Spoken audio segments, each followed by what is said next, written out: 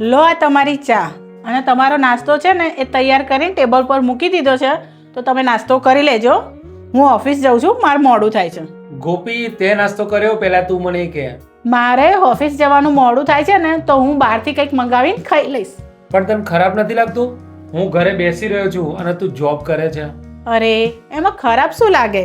અત્યાર સુધી આ ઘર તમે જ ચલાવતા હતા ને, અને અત્યારે તમારી જોડે જોબ નથી તો આ ઘર હું ચલાવું છું. અને એક પત્નીએ એના પતિને હંમેશા સારા અને ખરાબ સમયમાં સાથ આપવો જોઈએ, એ મને ખબર છે.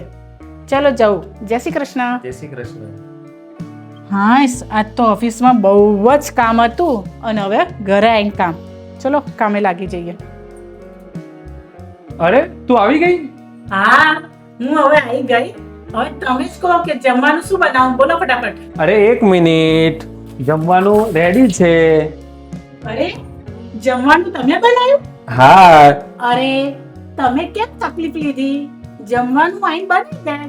જો તું ઓફિસમાંથી અને હું ઘરે ફ્રી હતો એટલે થયું કે હું બનાવી દઉં, તને પણ આરામ મળે ને. આપણે આજે બંને જોડે બેસીને જમીએ. સારા અને ખરાબ સમયમાં જે એકબીજાને સાથ આપે ને, એ જ સાચો જીવનસાથી. જય શ્રી કૃષ્ણ.